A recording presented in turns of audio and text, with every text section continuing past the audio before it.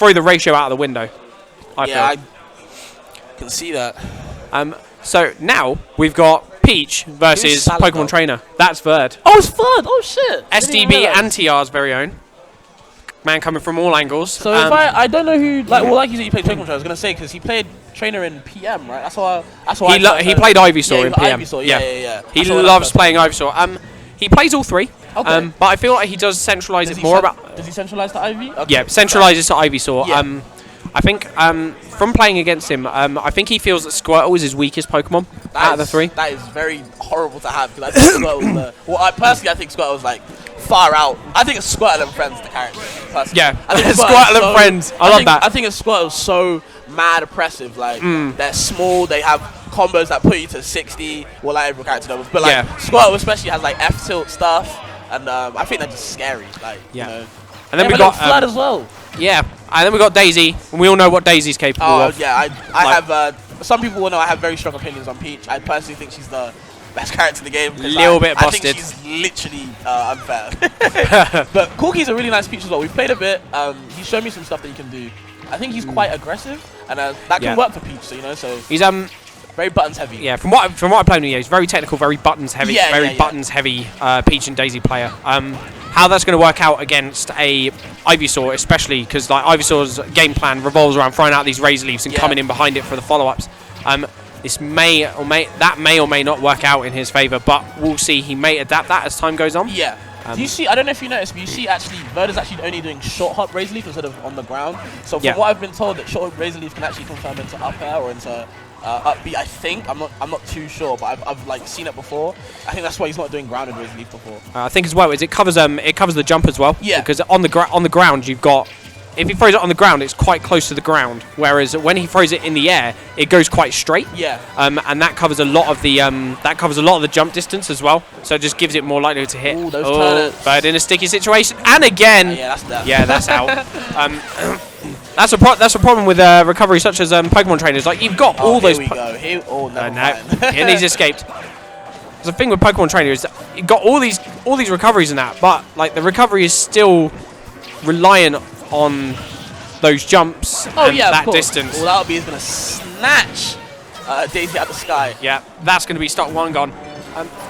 Not looking too bad for either. You know, pretty even game at the minute. I say with Squirtle on 51%. That's nothing to this little toe. Man. Oh yeah, I'm anticipating a switch out soon. There you go. There he goes. So, oh! What's that interaction? Did the Razor Leaf just blow it up? Yeah, that was a Razor Leaf just blew it up. Okay. That could have been the vine off the Razor Leaf as well. Ooh, double betting to cross up there. Okay. I really like the way that Corky's trying to fight back at the range by throwing these like kind of high angled turnips. Yeah. Because he knows that like these Razor Leaves are coming horizontally, they're coming straight. Yeah. So that diagonal in angle is like the kind of vulnerable angle there. So if he can kind of push stuff into that gap, so if he can push those turnips into that gap, it's just working well for his game plan. I see. I don't know if you noticed, but the rare times that Corky's doing a counter, Verd is sniffing that out every time and giving a decent punish for that. I think the problem is because Verd most times is playing at the Vine Whip range. Yeah. He's playing at the Vine Whip range, so if Corky throws out these counters, like Verd is probably at the stage where his active frames have stopped. And he's at the point where actually, by the time his vines come in and the smoke reaches him, he can shield it. Okay. He can start thinking about a defensive option. Easy down for a bear, put him off stage, but let's turn up. Just gives him stage control. I don't know why he would do that, but I guess he just wanted something in his hand. Ooh, that backhand would have actually sourced him. Now here's where he shines. I was expecting a flamethrower on the ledge. That's what usually Zards do, right? Yeah, I would have thought the flamethrower as well, but I think maybe the umbrella does interacts with that in ways that we're not sure about. Oh! All the way out, but no death. Just a little slap on the face. Just a nice little punish. Switch to Squirtle. I don't know why you would switch to Squirtle, because you're much lighter, but I guess you wanted to switch to Ivy immediately, but I don't know. Well, the thing is, from the looks of it, he was trying to get under Corky. I guess. I mean, so Squirtle is smaller, obviously, maybe you could low profile, but I don't know, I wouldn't agree with switching to Squirtle at like high unless you're trying to like you'd have to have some real confidence I think to keep with such a light character there. I mean, you know, you could play Pichu and just have no choice. I mean, yeah, and then just, you know, hurt yourself in the long run, but but you know. See, this is what I like. I love when people go to to FD or Battlefield stages, and it's not the regular ones. I'm not gonna lie, I think it's a really underused feature. It's so annoying that people don't do that, because I always do that. Like, somebody took me at Right of Rose to FD, and they said the normal one. I was like, can we go to a Spiral Mountain? They goes, no. I goes, yo, you're going to Spiral Mountain. Yeah, it's like, come on. Anyways, forget about that. But here we go. Final destination version of Magicant. Yeah. Yeah. What game is this from? This is Earthbound. Okay, I've never played that, but alright. I haven't played it either, to be fair. Earthbound is one of those games where my knowledge kind of does not... I have no real gap in my knowledge. I really like the way that Corky there was kind of like locking him down. Yeah. Like, if you notice as well, like, Corky's got these instant turnaround bears on deck. Yeah, well, that's what I was saying. He's a very... the way he uses buttons is actually pretty nice. And he's very oppressive with Daisy. I like his style. Don't like playing against it, but I do like watching it. Yeah, I mean, playing against it can be a real pain in the neck when he's really good at being on when he's on you, and he just keeps, like you said, like, slamming these buttons away. I think the main thing, I mean, the strategy's working quite well here, but when I played him at the last True Believer, getting in against like a kind of like campy projectile-based playstyle was really like kind of his Achilles heel. I mean, here Verd is kind of trying to do the same, but little less. Yeah, he's dead. That's good. That was a nice dead punish. Yep. Now Verd needs to keep this stock as long as he can. This is where he wants to camp. This is where he wants to kind of try and bait out.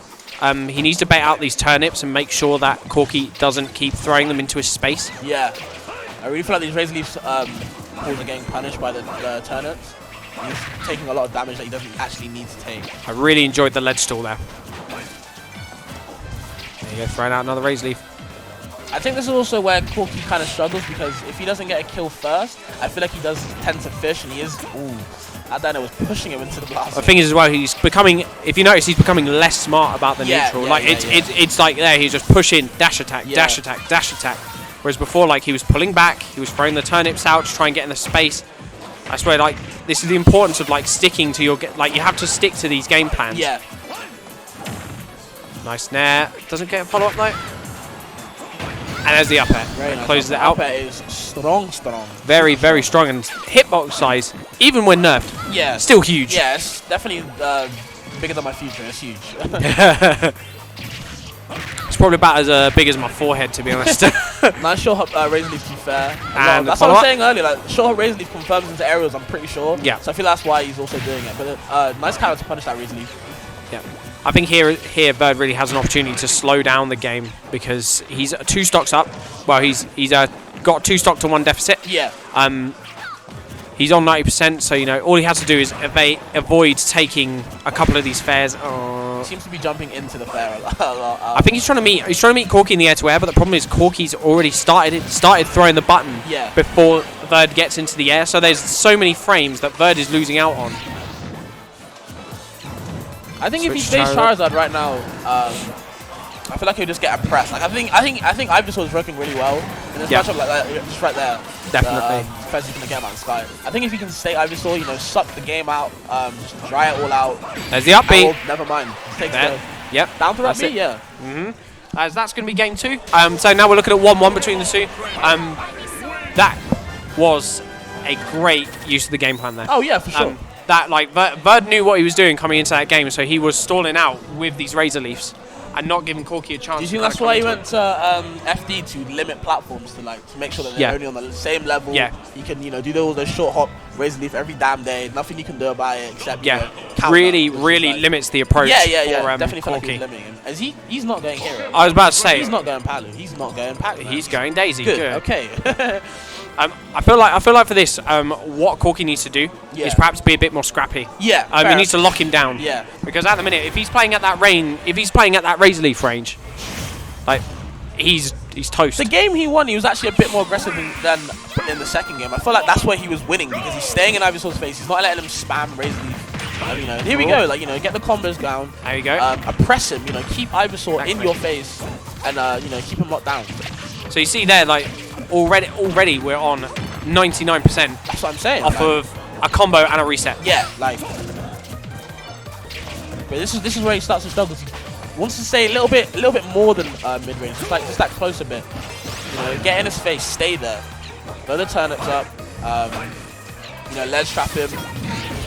Put the oppression session on, you know what I'm saying? Yeah, just lock him down. Yeah. Stop him moving. That Charizard fair was very, very brave. There goes through the turnip. Fair, okay. Yeah, see, this is where, like, now he's giving Vert the room to work. I thought that dance was going to clip him, but never mind. Back throw? Back throw, yeah. He's going to set up the turnips. I want to see more float nairs at the ledge by Corky. Even like float nair, float fair. Yeah, I feel that's a really strong option.